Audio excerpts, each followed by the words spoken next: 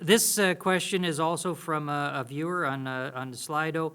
It's a concern with daycare and the high cost of daycare.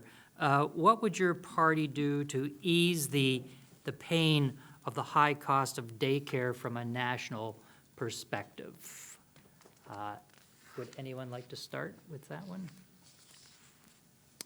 Candidate Alghabra. So this is, of course, a very important topic, and I hear it at the doors when I speak to Canadians, middle-class families who have young children. Access to affordable childcare is an important challenge that many are facing.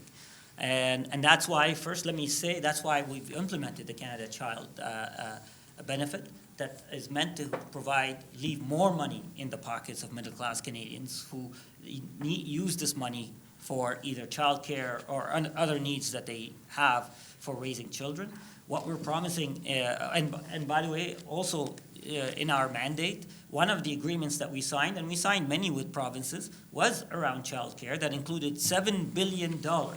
So provinces have that money so they can build more affordable childcare spaces. And here I want to pause for a second to say that it is the responsibility of the provincial government to create those childcare spaces, but we do believe that there's a role for the federal government to work with provinces on creating more accessible spaces. And in our platform for the next mandate, we're saying we are going to increase the child benefit for families who have 1-year-old for the first year to continue to help them in raising that infant.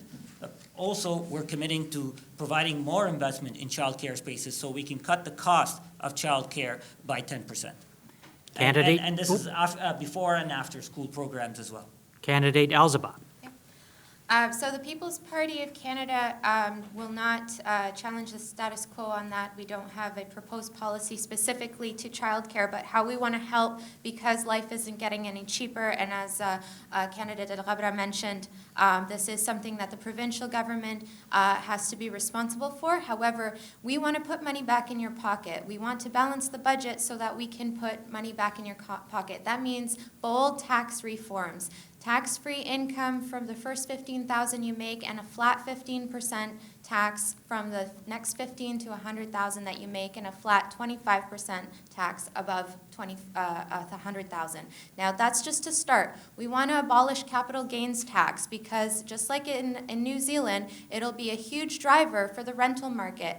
For the rental buildings, rental building companies to build rental units. We've seen a significant slowdown in rental units and rental buildings in Mississauga alone and across country. And in lieu of that, they're building condos, and these houses aren't getting cheaper, causing a strong an increase in the housing crisis. So abolishing capital gains tax would be a huge driver for not only rental units, but everyone who stands to benefit with regards to properties. It will increase the competition in rental market, and it'll drive cost of living down. So what basically our party is for is for Candidate, we're talking about Yeah. talking about daycare here, Yeah, not. I'm just referring to putting Okay. money back into the pockets of Canadians will give them more flexibility with regards to daycare. Okay. So I was getting to my You were point. getting there? Okay. I was getting there. Well, thanks for the tour. Yeah. Candidate Ambler? So the conservative government will maintain transfer payments and increase them by at least 3% a year. So that will help the provinces be able to make those decisions on daycare, so that the transfer payments are for healthcare, education, social services. So with a 3% increase every year, the provinces know that they can depend on stable funding for that. But I do want to say that a universal child benefit was actually a conservative idea. And that is putting more money in the pockets of parents to spend as they wish. It was back then that you might recall that top Liberal strategists said, oh, no, we can't do that.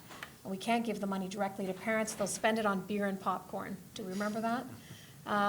Anyway, I'm quite happy that the Liberals have decided to continue that child tax benefit, although they did change it a bit. A Conservative government would keep it, but will also help families get ahead by scrapping the carbon tax, which is adds cost to everything that families spend money on. Taking the GST off home heating, because home heating is not a luxury in a country like Canada. And we'll also implement a new green homes tax renovation credit. So if you're upgrading your home to be more energy efficient, you'll save money under this program. So that's what we'll do to help keep allow families to keep more of their money.